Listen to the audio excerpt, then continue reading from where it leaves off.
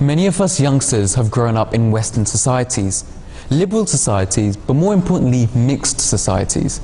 Whether at school, college or university, the youth are free to mix and interact with each other. But what effect does this have on us? And as Muslims, where do the boundaries lie? Join me for real stories, real issues and real views. This is Real Talk.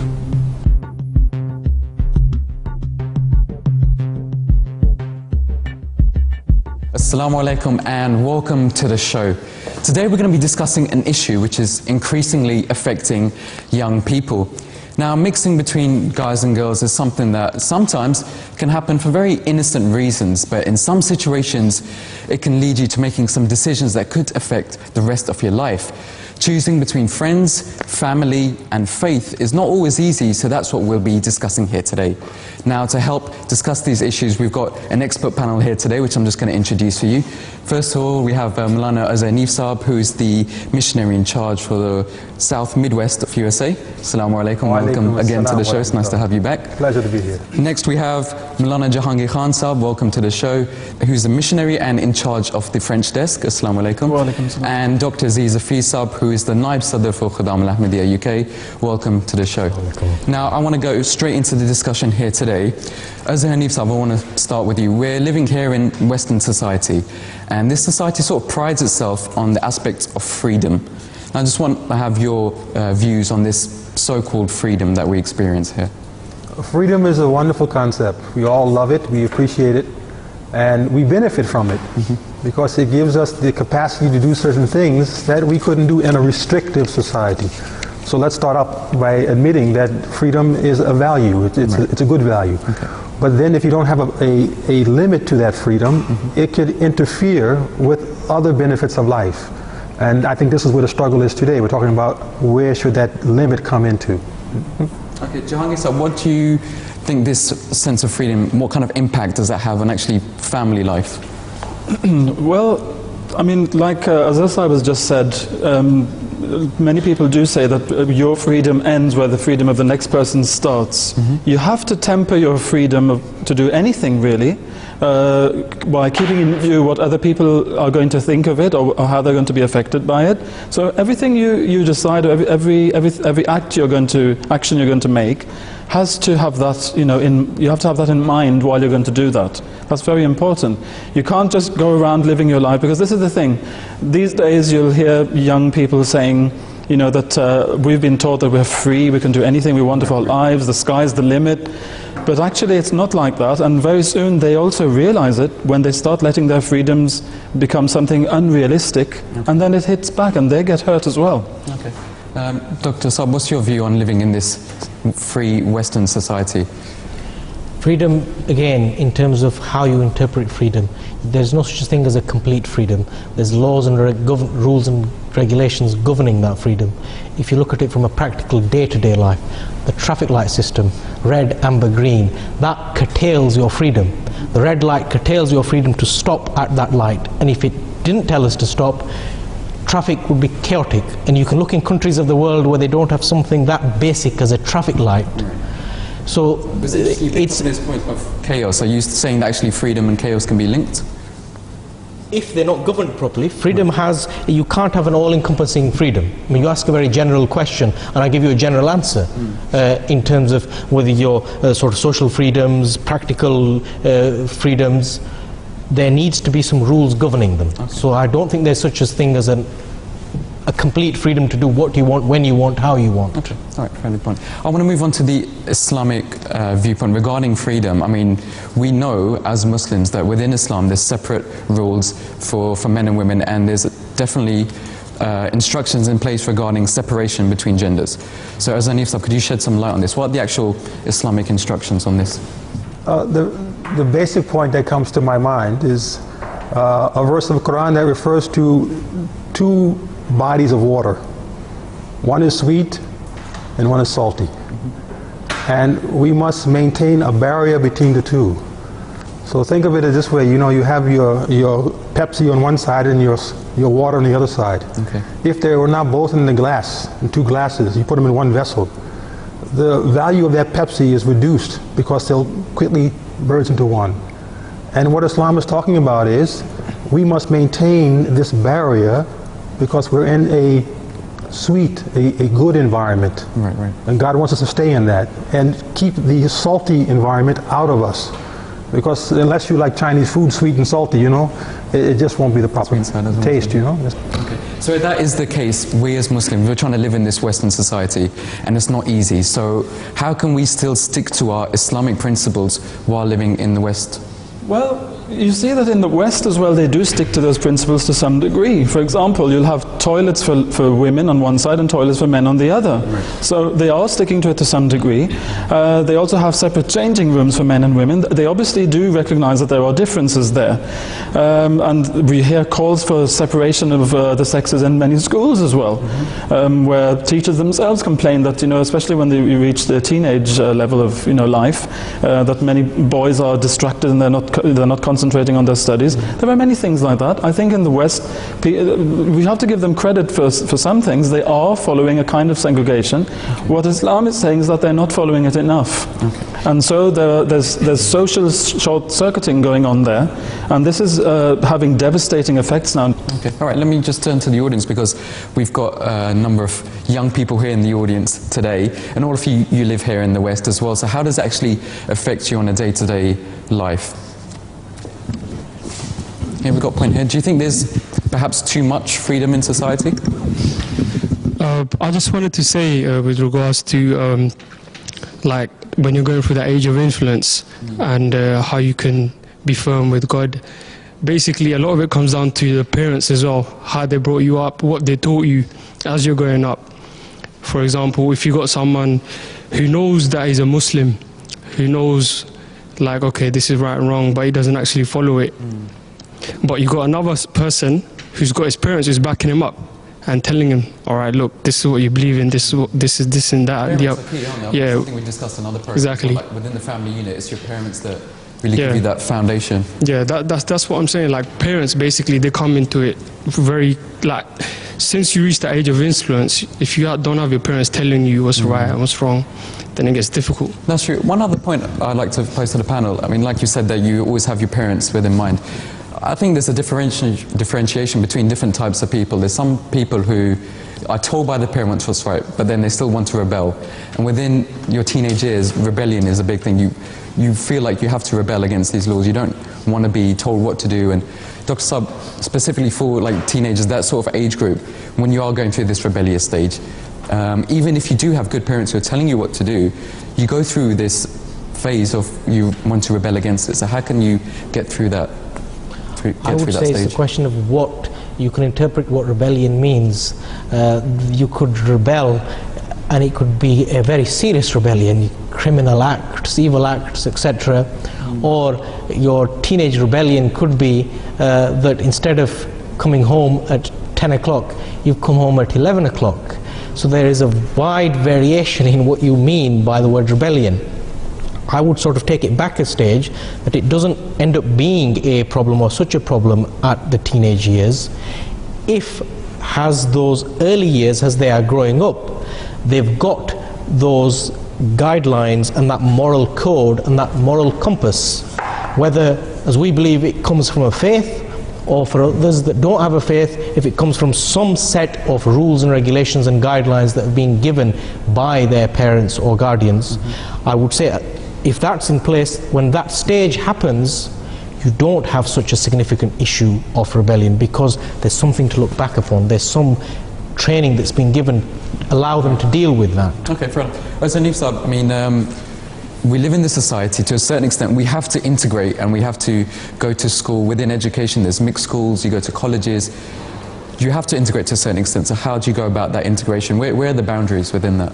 The boundaries are going to be where we search out in our society those who are giving us positive influences. That's the key in Quran as well. You know, kunu ma'as sadiqeen. Keep a company that has a positive outlook and has a decent moral base as an influence. Once Hazrat Ahmad alayhi salam was asked by a student that I'm all of a sudden getting very atheistic thoughts, and I don't know why. He asked him one question. He said, where do you sit in your classroom? Whom do you sit near? And he said, there's this person in my classroom who is a confirmed atheist. I sit near him. He said, change your seat and you'll feel better. But having said that, as youngsters, how do we know our friends are morally, righteous, or how can we actually analyze our own friends around us? Truly. I mean, I think most we're young ourselves, we're still developing that morality. I have failed to see an inability of most people to recognize who is the good boy from the bad boy, or the good girl from the bad girl. Going through all my years of schooling and life, you can always pick out from the crowd the delinquent behavior, the ones that are a little bit off the straight path. And in general, you try to avoid that. And then now it's the trial and error, right? I mean, going through life is trial and error. So we're not always going to make the right choices in the beginning, but through the course of the interchange and the experiences, we get to know, and then we should make the right choices based on our knowledge. Okay. You have to know how to choose your friends, right, because you're in the mix. You have to try and find out, how they are. But one key, which method to find out, what you shouldn't be doing, because if you do that, you'll fall into the wrong crowd, which was given by Hazrat Khalifa Rabi once when we asked him that if you have children who are, young people who are about to go to university, what advice would you give them? Right. Now, we were thinking he was going to say, well, tell them to keep in touch with their mosque, tell them to say their prayers, but he didn't say that. He said, tell them, please do not start to smoke. He said, because if they start to smoke, that will lead them on to other things. Now, if you're in a crowd which is smoking, then you're with the wrong crowd. Like Azhar Sahib said, you should know which are the wrong crowd. Right. Another way which you can tell immediately that you're with the wrong crowd is that if your friends are taking you away from God, if you feel that being with them makes you think about God less, makes you feel like less doing, like doing prayers, saying your prayers and all that, then they're the wrong friends. Anyone can feel that. Okay. So that's friends, but what about specifically when you're working in groups, you're doing college work or something, you have to work with boys and girls as well, so how do you balance that out? Well, then again, there are limits to observe. Then the etiquettes which have been taught by Islam will have to be applied. And I'm sure Azhar Sahib would like to say something about that. Yes, I think the key here is one of the incidents in the life of the Prophet where Hazrat Aisha, his own beloved spouse, was saying that a blind man has come into the home, and therefore there's no need for me to practice parda, to cover myself in front of him because he's blind. And the Holy Prophet didn't accept that. He said, well, you can see him, right? Okay. So the point here is that we have to then control our behaviors and keep them to a message. Our body's giving messages all the time, signals. So we have to make sure we're not signaling to the other party that my intention is more than just being a student right now. And if you find you're crossing over that line, going to that salty water, withdraw yourself, request a professor or teacher to please assign me a different partner, because without revealing this is affecting my desires for this woman or whatever, this is influencing me in an unwholesome way. One thing that's associated with that, I just want to move back to the panel, is we've been told that whenever you're speaking to girls, you should lower your gaze. So, what are the specific guidelines on that? Is it something you have to do practically, or is it something that should be interpreted maybe a bit more metaphorically? Because some people, for example, might actually find it disrespectful in some cultures. If you're talking to them, having eye contact is seen as a good thing, right? So in some cultures, they might actually find that maybe a bit disrespectful. You're talking to someone and the other person's looking down. So what's your guidance perhaps on they'll that? have something to say, but I'm a very tall person. Okay. So you can see what I'm about to say. I had sometimes when I was working in the government offices with a colleague who was female, attempted to do this, to lower my gaze, and it made her step back because she thought I was looking down at her body, Right. So I had to be very careful that no, I better look at you in the eyes so I have no desire on anything else. Right. But the general point is that in the Western society, we cannot offend them by our values, and we have to be very careful that they don't get the sense of disrespect by our attempting to follow the Islamic practice. And the gaze should be only enough, if you ask me, if you have to look at a woman, to communicate. And then keep looking away as far as possible. Dr. Saab, moving to you, what about the work environment as well? It's not just at school, it's all over in society. How do we interact with women in the right way? it again comes down to practicalities. You can't lock yourself up in a room and in a closet and not interact with the outside world. You have to interact with the outside world. I remember Zulkifl Masih Rabi IV mentioned, again in discussing university life and mixing, he said, rather than focusing on all these negative elements, you should be the light of attraction to other people around you. There should be something so bright within you that attracts other people. So I feel if your own spiritual integrity and moral integrity is such, these issues cause you no difficulties whichever country or whichever society you're in, because people recognize you for what you are. And people said the signals that you give, the way you dress, the way you look, you may have, my own personal opinion is, you may have a whole group of females, you may be the only male, but because of the way you function and the way you behave, I would say that still will not cause you a problem, because the signals that you give tell people. And there are examples of students that have been to university, they are in a social club environment where there is a lot of noise, and their own colleagues have told them, said, excuse me, do you know it's 5 o'clock? Usually at this time you're doing your prayers. Very true. So your own behavior will resolve a lot of your issues. We'll touch more about university life a bit later on in the program. You touched on an interesting point there. These things and think, oh, we are closed, we're locked up, we can't do anything. One point that you touched on was about clothing and the message that gives out. I think that's really important. Jahangir Sahab, how important is it that the way you present yourself and your clothing, and what effect does that have in society? Well, it has a lot of effects on society, and people are always interpreting how you dress and your body language. They're always interpreting it, like Azhar Sahab said, because we've been hardwired for that. It's part of our evolution. The evolutionary process has brought us to that. Right. But if you let it, if we let our evolutionary process take us to an animal state, then we're no better than animals, and then the results that we find in the animal kingdom will also be repeated here.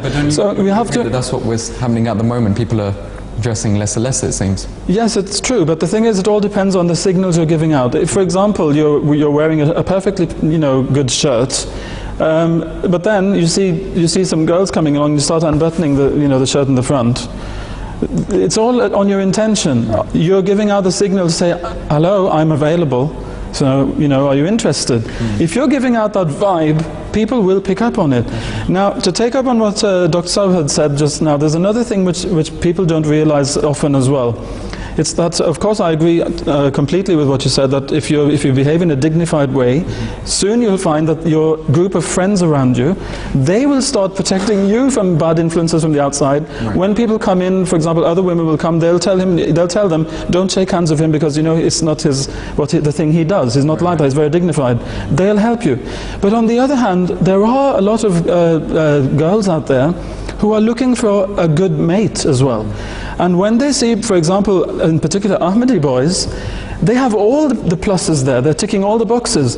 They're dignified, they respect women, they're trustworthy, they believe in God. There's a whole load of things. Even God. Yeah, even, This is an amazing problem that it's almost a paradox that by actually following your faith and your regulations, you yourself become attracted to the opposite sex, because you can enjoy yourself, you can have a good time, you don't smoke, you don't drink, you're a perfect... But then what happens is sometimes they pick on you and they try their luck on you, right, to have you as their mate then, you see. That's another thing as well, if you are And I know there are some boys I've met myself who told me that we were minding our own business, we were doing our own thing, and the girls are coming after us. So what do we do? Because of their moral character, Because of their moral character, but then that's where they have to kind of make that decision for their future. Right. Is this what they want for their future? Is this how they want their life to go? The third Caliph, he advised every young man to read a chapter of the Quran. Do you know which one it was? Chapter 12. The Prophet Yusuf, alayhi salam. Okay. And if you haven't read that chapter very, very critically, then you will miss the golden lesson for every man. Because Zaki, as you sang, when the women of that city saw Yusuf, they said, he's not a man, he's an angel. He was so attractive. And they all wanted irresistible. So I always say to young people, imagine you were in his position, what you would have done. Your father's gone, no family's around, you're all alone, locked in a room with the most beautiful woman you can think of your time. Let me just think who that person would be. Beautiful, powerful, rich. I mean, it's what every man wants. Right, right. And yet he resisted her temptation. How do you do it? This is the question that's answered in that chapter. So I'll leave it as an open exam for people to go back and look and see what they find. I'm sure if people reflect on that, there's a lot to take out from that. Looking at society in general, I mean, we've talked about society, but a main exponent of that is the media, and we're getting a lot of images and a lot of messages from the media as well. So when that has an effect on us, how can we counterbalance that? Jahangir Sahab, well, I mean, you see a lot of things out there. You see murders happening on television. Obviously, it's having an effect on people, but do we have to go and do that? I mean, you're kind of limiting what you do anyway. There are certain things which you will not allow yourself to do at all. But having said that, every program, it seems, that's aimed at young people sort of promotes this lifestyle. It does, that's true. It glamorizes sex. I mean, there's no, two ways about it. But the thing is that then it's for the individual to have that real relationship with Allah. They have to have that relationship. They know that at the end they're going to stand before Him and all have to go back to Him. And they know that what He said is true, because all the promises He's made have come true so far. And He's giving us living signs that He's present. And so they have to, of course, keep that in view. It's never worth it to abandon God, because how can you abandon Him? He's there all the time. And go off, off the beaten track and go and do whatever and then try to come back. It doesn't work like that. So you have to always arm yourself with your spiritual weapons, which are prayer and asking God for help all the time. And God, of course, will make you stronger then and help you to go through the difficult times. All right, let's move to the audience here. Living in the West, we've got all these messages and everything from the media as well. So how do we deal with that? How do we deal with these influences that we're faced with? I think that sometimes the media says that certain things are acceptable. Like you have parties and stuff shown on TV shows and stuff, and then people go out and say, look, let's imitate that kind, those kind of parties and stuff. Yeah, that's true. But I think also to do with friendship as well, that I believe personally that you should, like what I found in university was at the beginning, you have to make friends and meet people. And you were saying that you have to know who the good boys are and the bad boys are, in the sense that, when you start speaking to them, they start speaking about girls all the time. So, I mean, what I did was that I tried to realize that what is he giving to me, positive values which he's giving to me. And I found that, I wasn't getting really any good things from him, any good qualities that I could, pick up on or imitate. So I thought, it's better if I, just keep my distance from that person. And also I found that, if he doesn't respect my beliefs, what kind of friendship do we have? There should be a mutual respect for each other's beliefs. That's a mature way of looking at it. So thanks for that view as well. For the panel, I mean, as an Nifsab, you're from America. What's it like there? Is it any worse or is it any different to here in the UK? Honestly, at first I thought it would be worse. But the more I come to England, the more I realize the fundamental Christian values are so strong in the States still that it kind of tampers down, waters down this fire that's raging everywhere. And it's the same. Europe and America is just one extension of the exact same philosophy and way of life. The culture, it's a global culture. I mean, you can be in China or you can be up on the moon, you'll get the same images, the same paper, everything, the same messages. And thus the same challenge. And I believe that what you're facing is nothing unique to you, it's throughout the Western world. We're going to be wrapping up this general area. Jahangir, I want to ask you one question. We've been talking about temptation and what not to do.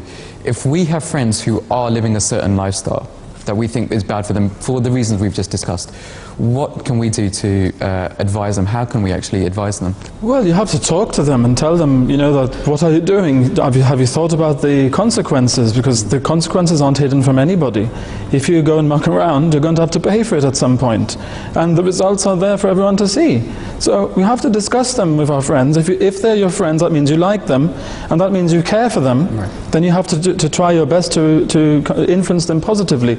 If they don't listen, well, then that's their choice.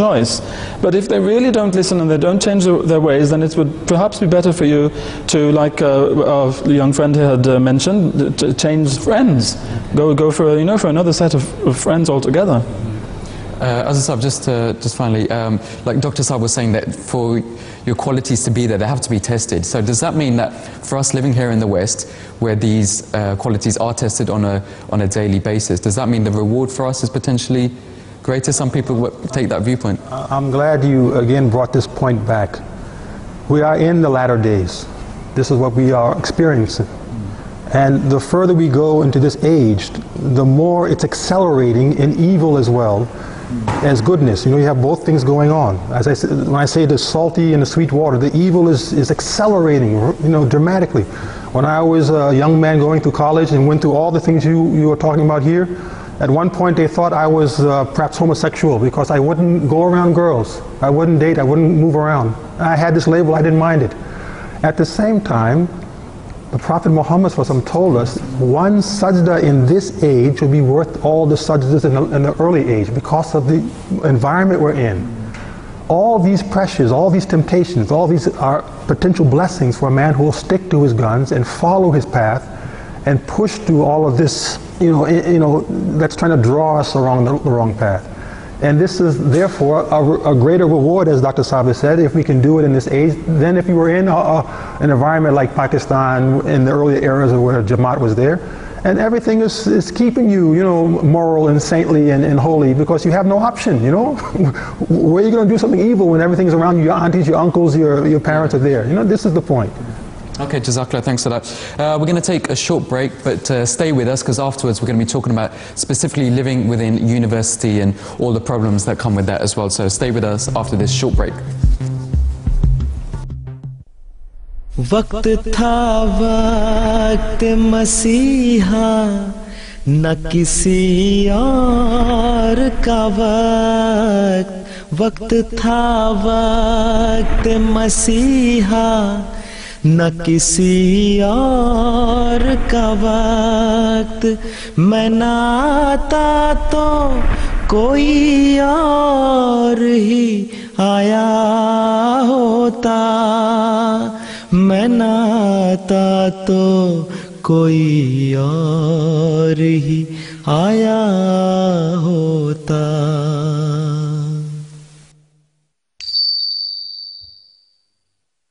जिंदाबाद जिंदाबाद अहमदियत जिंदाबाद अहमदियत जिंदाबाद अहमदियत जिंदाबाद अहमदियत जिंदाबाद अहमदियत जिंदाबाद Welcome back to the show. You're watching Real Talk. On today we've been talking about free mixing, and in the second part of the program we're going to be specifically looking at university life. Now to the panel, I mean, I went to university and I lived out as well. One thing I found was that the biggest challenges weren't actually to do with studies, it's to do with time management and dealing with your finances, having the pressures socially as well. So when there is so much there that can distract you, how do you deal with that as Hanif sir? It's setting a basic plan of action right from the beginning. And if you have a general sense of how you want to see your day go, I mean, this is the mistake people will make. They think that comes in the corporate world, but it's a matter of organizing yourself right from the beginning and having a habit now that will carry on later in life. For I've seen the best students are those who from grade school on have very organized life plans that I'm going to do X amount of hours of study, then I'm going to do some chores in the home and the work, etc., etc. And lay yourself out that way and try to stick to it. And we are habitual creatures, and it's the beauty of man. You can develop good as well as bad habits by sticking to a routine on a basis and allowing that routine to become your natural way and natural flow. And I think this is the key, as opposed to just reacting to a moment that I get an urge. I'm an urge to study. I'm an urge to clean. My room's been filthy for 5 weeks, but I'm going to clean it today, and then again gets filthy for 5 weeks. This is not the style of life. You need to balance it out. Balance it out and be regular, whatever you adopt. Jahangir, I mean, specifically the reason we mention university is because that's the first time when people move away from home, and you move away from your parents, and suddenly you're in control. You decide when you go out, when you do work, and dealing with life in general. So, can you give any guidance for people who are living out at university? Well, obviously, when suddenly you're the one who's in control, you might be tempted to like let things get like, as I was saying, like leave your room to get dirty for 5 weeks at a time. It could happen. But I think you have to, like, as I've said, I really don't have much to say on that. You have to set yourself guidelines, and Islam helps you to set guidelines by giving you a day that is punctuated by certain things, which are prayers. So if you actually follow the 5 daily prayers during your university life as much as you can, because obviously sometimes it might clash with your lectures as well, but you have to work around that.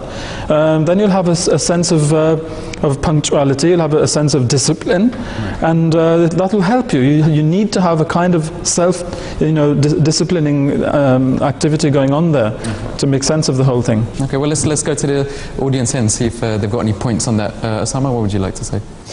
As Dr. Saab just mentioned, we are not allowed to have female friends, especially at university, as Ahmadi boys. I just wanted to raise this issue of group assignments. Sometimes at university we have got no choice. We are put into groups with other girls, and those groups are made by university. So I just wanted to get opinions of the panel in that. When I say in my answer to the question is that you should not be actively searching for friends of the opposite sex. I think this is such a there is something there is something wrong if that's the case.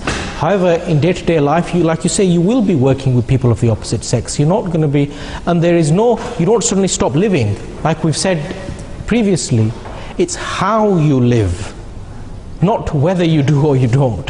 Obviously, the group has been made. How you function within that group. And also you have to remember there's a difference between having activities for your studies or at your workplace with people of the opposite sex and hanging out with them. Because if you hang out with them, however many precautions you take, there will be that moment where there'll be a group picture and then people will be hugging you, they'll be hanging on to you, there'll be all that. So if that's what you want, then that's what you'll get. You have to have boundaries there, and they will know that. If you from day one you let them know what kind of a person you are, then they will not even come to you for these kind of activities anyway. They'll respect you, you'll be friendly with them, but you will not be hanging out with them. That's a valid point. Okay, the members here are in university as well. Yeah, would you like to add some point? Yeah, in addition to what was just said, I think we're forgetting what the goal is at university. If you're given a task and you've been assigned female as well as males companions to work with, yes, colleagues, then you should always remember that the main task is to do well at that task. Academically, yeah. And to do well in your degree course.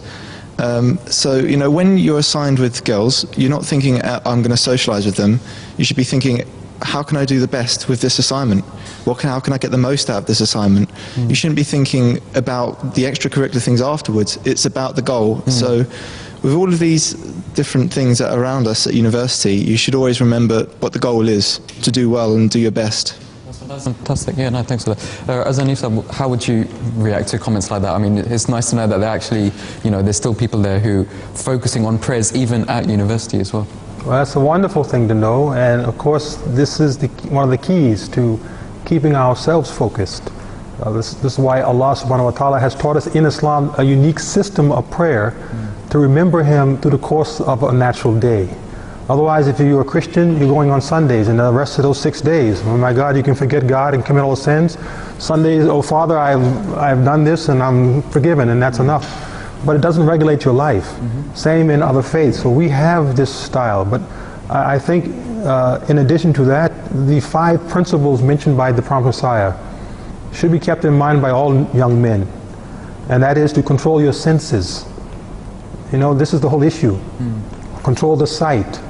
So this is the part for man. He is to lower his gaze as far as possible, even if he's in a good intention to only do it for studies. The fact is, if you don't control your eyes, control your ears, watch your hands, watch what you're doing and mixing in the company and listening to the stories all around you. Oh, that girl in our group, she's so beautiful, she likes you, You'll fall prey to that in a moment of weakness, and it's only the one moment of weakness that leads to the next phase of the game. And so this is where, even with good intentions and a focused mind, we have to stick to our Islamic principles to have a layer of security around us to avoid that. And it's on us, it's not on them. Key is, we don't see women as as the daughters of Eve, who are the satanic temptations in our life. Satan's in our blood, as the Prophet taught us. We must control our own Satans and not look at them, and then we'll be better off in terms of a lifestyle. Okay, Jahangir Sahib, just moving to, I mean, the member of the audience there mentioned specifically about Salat. We had one email in from Khadim was at university, and he was asking that within university you have very busy schedules, so is it actually possible to combine your prayers? You can, but they shouldn't make that into a habit. I think everyone can, it can't be happening on every single day either. It's for the person to try and do that. And I'd like to add something onto what Azhar Sahib said here. The spiritual exercises, I mean, I fully agree with that, are something which will help a person to control his urges as well, especially boys. If somebody finds that they really can't control their urges and they really want to do something and they feel they're going to do something really bad, then fasting is also prescribed by the Holy Prophet Muhammad ﷺ. And so go for spiritual exercises, increase them, and ask for Allah's help, and He always helps, He does. If you're sincere, then He'll help. Okay.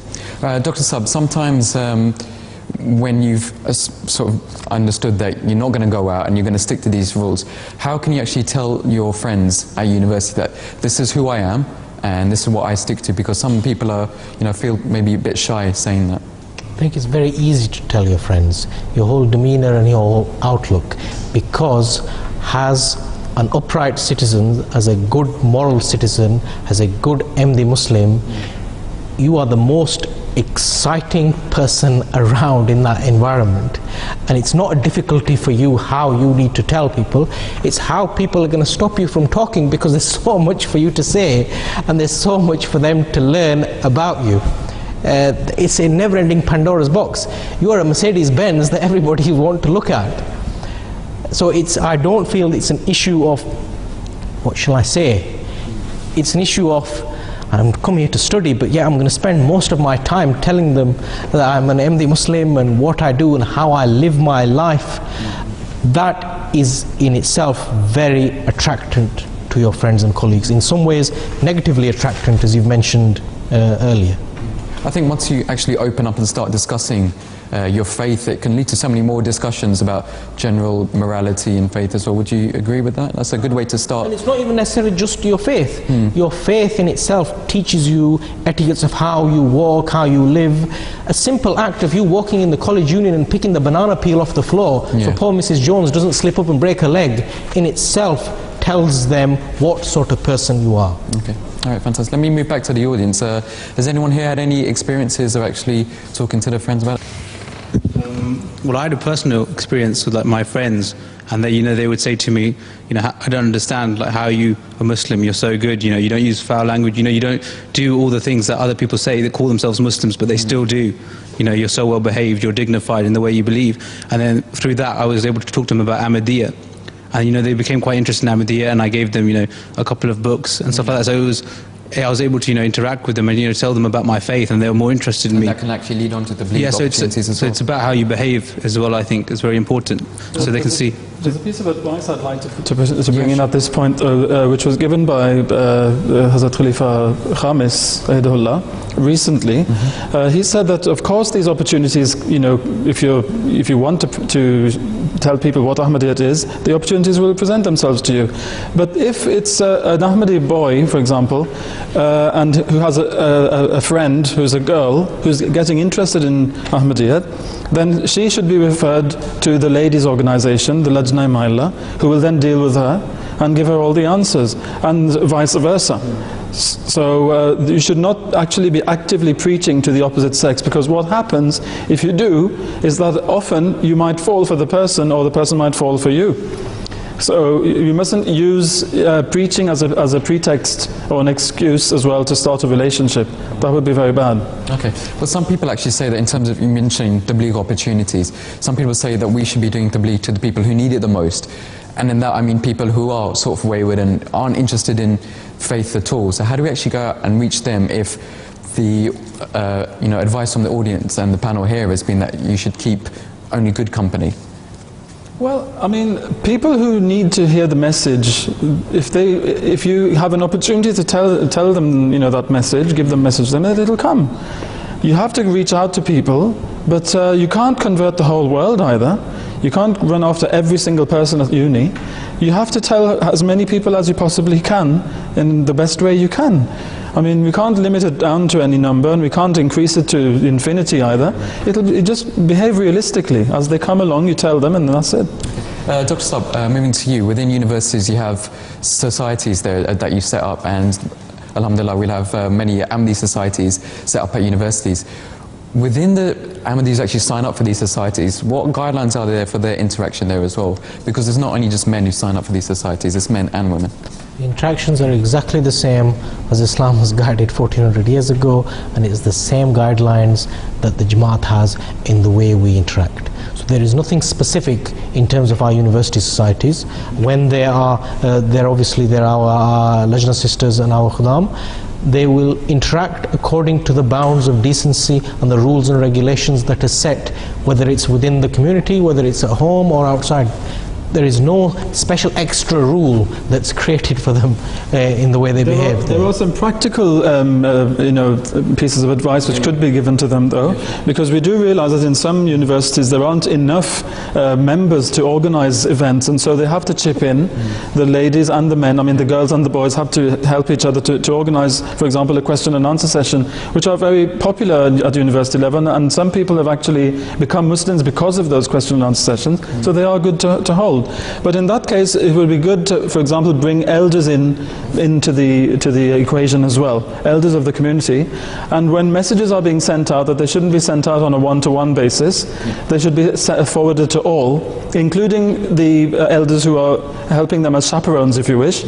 When they have meetings, organizational meetings as well, they should have those chaperones with them. So that's just for damage limitation, as we say, but so that everything remains within the bounds set by Islam. And these practicalities in practical terms do work. The way the community runs its annual conventions, it's just Aslana's major logistical projects, and yet they function completely wonderfully with the Lajna on one side and the men's side, and the processes that are made for them to interact. And there's logistics, there's manpower, there's supplies, there's services, and it all runs well. All right, so within universities, when we have these societies as well, have any of you had your own examples of dealing with these societies? Did they actually help at university? Sophia, have you? In my university, it wasn't. It was probably just when I started my university, there was only maybe me and one other person. Generally, to be honest, I mean, I personally felt that I would rather read my prayers or have events in a more secure environment where I didn't feel sort of rushed that I had to go to a lesson, because obviously prayer you have to take your time, and So an important point that you said that it was just you and one other in your university. That's something that does happen. Dr. Saab, if I could just turn to you, if someone is in that position, what should they do? In terms of, how do you mean? If there's just them and one or two others Ahmadis there, there's not enough people to actually form a student union. What's the best way that they can interact? Interact with themselves. There's always a community. Before you're applying to university, most people there's whole factors that you look at the quality of the university. It's always, I would say, it's a good idea to see where your nearest community centre is, where your nearest Jamaat centre is. An MD that's involved, it's going to be something very high on his agenda.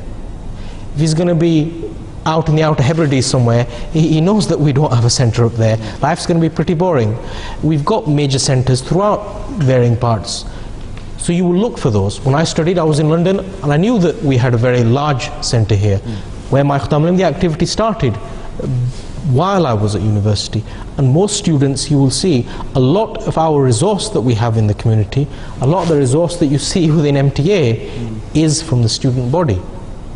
So a student body is a prime time. So if they're attached to a Jamaat nearby, even if there's only one or two MDs at the university, it shouldn't cause you any problems. Okay, I want to move to university lifestyle as a whole, whether it's going out to partying, drink, drugs, it's everywhere. Everything's affected within university as well. As a group of students here, how do you deal with that peer pressure, and how can you work around that? I mean, like you, because I'm a first year student, and kind of the lifestyle in the first year is, you go partying, every day. Especially in sort of Freshers' Week and when you yeah, first they've joined had this. Freshers' Week. So what I realised was that, you know, also first week you're trying to make friends as well and trying to socialise. So what I realised was join societies, certain societies which you can be a part of, to be friends. Like I'm a student ambassador for my university, and through that I was able to meet people who were doing the same thing, and I was able to, you know, also be a positive light for the university as well. So you're saying there's actually other avenues you can go down to make friends and integrate? Other societies as well that you can do that through. Okay, let's get some other points as well. How do you deal with the sort of peer pressure you get at uni to fit in? Well, I'm going to give a slightly different answer because when I was at university and I was studying, I was an MD. I converted when I finished my studies and now I'm doing my PhD, alhamdulillah. So I did experience the parties and I experienced the alcohol and everything. One thing I can say is to any people that are tempted by these things is that I've been there, I've seen it, I've done it. It was meaningless. There's nothing more wholesome than my faith and the Quran and the principles in it, and being as good a person as I can be. And just looking back, I just think what a wasted time. So that's all I have to say about that. So what advice can you give? Because obviously, I mean, you're in a prime example of you've been through both. What advice could you actually give to other people who are, they're looking at that lifestyle and they're looking at these people going out and they're thinking, you know, that looks kind of tempting to me. What advice could you give to them? It's probably because of the friends that they're around. If you're around people that will want to be out at 2, 3 in the morning partying, then you want to be with them. So, I mean, I had friends like this as well, and when I converted, they were kind of surprised that I didn't want to do that with them anymore. So what you have to realize is you have to get a good group of friends that want to do wholesome, good activities, and you must keep away from people that are deviating you from the right path. So it's about getting a good set of friends, I'd say. Okay. Moving back to the panel, a topic we've been talking about obviously is free mixing within university as well.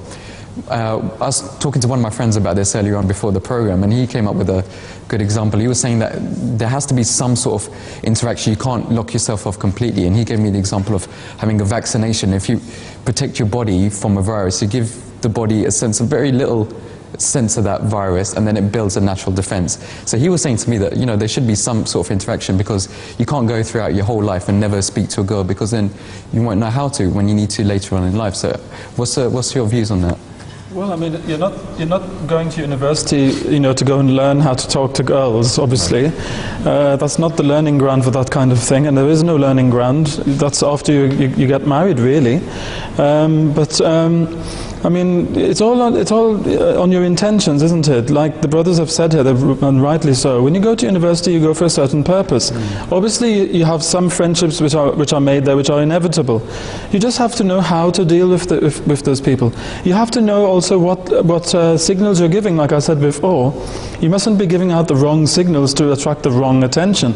And if people are giving you the wrong signals, you have to know how to deflect them as well, politely, but you have to know how to deflect them.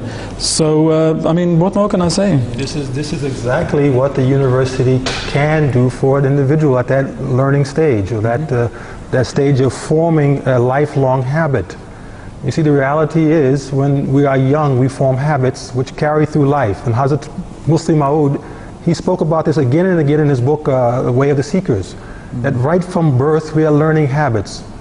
And if we don't form good habits at birth in the early years, the rest of our life we're struggling to get these habits out. No matter how much we know, we get close to God, those things keep haunting us and pulling us back down into those dark holes of our inner, conscience. Right. So here in the university, what a wonderful opportunity to learn not to inoculate ourselves by jumping into it, but by buffering ourselves from something we're going to face the rest of our lives. We're going to face it in our workplace, in our neighborhoods, in society. You walk into the mall place, the marketplace, you're going to be surrounded by the same things again. Why not learn when you're young in this environment the strength, as the Prophet said, the young man is blessed who learns to avoid the temptation of a woman as well. He is a blessed man. He's almost guaranteed to go into the heavens. So here's your chance in university to get that blessing, as opposed to, hey, let's taste this for a while, taste the forbidden fruit, and find it bitter, spit it out and say, well, no more of that, You talk about societies, associations, clubs, and universities. You talk about having study groups, but you have students who have feelings for non-Muslims and others who are out there, and this is going on, and they get confused now what to do. This is one excellent advice, you know, go to some man of God, you know, Khalif Masih, missionary, whoever, and bare your soul to look, I'm going through this struggle of life, help me out, pray for me, you know, guide me. And that may be one way to help it. The other thing is, see the enemy as your enemy. Right. You know, you have to learn to see that as something that is a poison as opposed to a pleasure, and drive it into your mind. Either I'm going to take the next appropriate step, which could be approaching some, you know, family and saying, I have an intention to actually marry this person. If there's no marriage involved, I just want to have love, forget that, that's out. Right. The only next step could be, in this case, is either I'm going to attempt to have a marriage arranged here, or I'm going to end it. Right. And to end it, you have to put in your mind, this is haram. Muhammad Ali, the great boxer, he used to do something very interesting.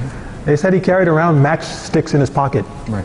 And you know, he was a very popular man when he was a champion. Wherever he would go, women would just dive on the man. I mean, he's an athlete, he's strong, he's good looking, you know. And he said he'd look across the woman's room and see this beautiful woman, and he'd pull out the matchstick and strike it. And he put his hand on over the matchstick, and he said, Muhammad Ali, if you can't take this burning right now, you better turn your eyes away. You know? And so, looking forward to the burning of the next lap as well. So it's either you're going to take the next positive step, or you tell yourself, this is leading me to something which is cannot happen. Okay. So fight with that jihad. Jahangir Sahib, obviously missionaries, you are missionaries yourself, you know you're very busy, so do you think it's actually good, do you have actually time for people to actually come to you? Of course, we always make time for people who have problems like this, but I think the brother had given the best piece of advice, like Azhar Sahib also said, to go and see Huzur. I mean, short of seeing Huzur, then they could go and see a missionary, or maybe a missionary first and then go and see Huzur. But it's good to go and see the Khalifa, or if you're not in the country where he is, to write to him, and to write to him privately, and to tell him this is a problem, and then I'll get his advice. And if you, for example, want to take the next step ahead, like Azhar Sahib was saying, you can also say that to Huzur, that I actually like somebody, and I'd like to marry that person, what should I do? I know Huzur has helped people in that situation many times. So it's good to go to bear your soul with these things. If they're very heavy on you, and you think maybe you're going to do something wrong, go and see Huzur, and if you can't see him, see a missionary, that's an elder of the community you trust, and ask for advice. Okay. So we're going to be wrapping up. Azan, if any final words you'd like to give to our audience and viewers about this topic of free mixing, especially university life, how would you like to end the discussion today? Free mixing, I would say the key, as I started out with, is to strengthen your barrier. You know, whatever that barrier you have is Allah subhanahu wa ta'ala in the Holy Quran, and stay firm on that, because if that weakens, the border we talk about, you know, that fine line crossing over into which you enter all of the pitfalls, they're non-ending, and so that has to be strong. There's no other way around it. You know, in the end, we will be independent. We're growing into adulthood. We have to make our own choices, and this is where it begins. The strength is going to be within. It's not from without us. You know, and I think this is the classic mistake that young people make. They see the problem outside of themselves instead of inside themselves. So strengthen the inner spirit and moral character, and we'll be fine. All right, Jahangir Sahib, finally, how would you like to wrap up? I'd say to choose your friends very carefully, bearing in mind what Azhar Sahib just said, and choose those friends who would be of real benefit to you, to your lives, a positive benefit. Okay, all right, and Dr. Sahib, any final words? Just to add on from what Azhar Sahib has said, that within yourself, rather than using what you see externally as an excuse, too many times you have this sort of sorrowful look that it's all the female's fault, and if there were not all these girls around me, I would not be in this problem. Why don't we look at ourselves and what progress you're going to make for yourself?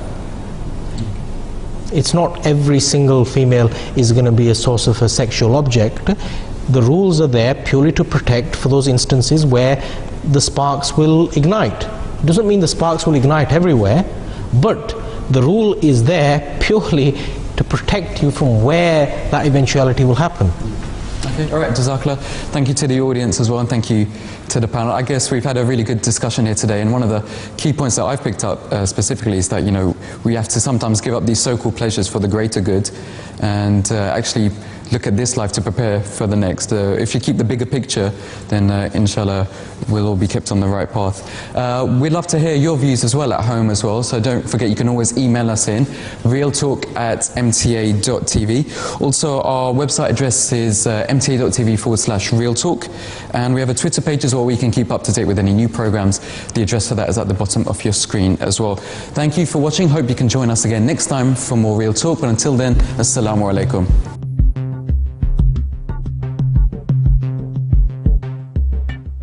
What you see in society is the materialistic lifestyle has made people become very selfish and self-centered. A lot of the time it's not in your face, it's actually subliminal.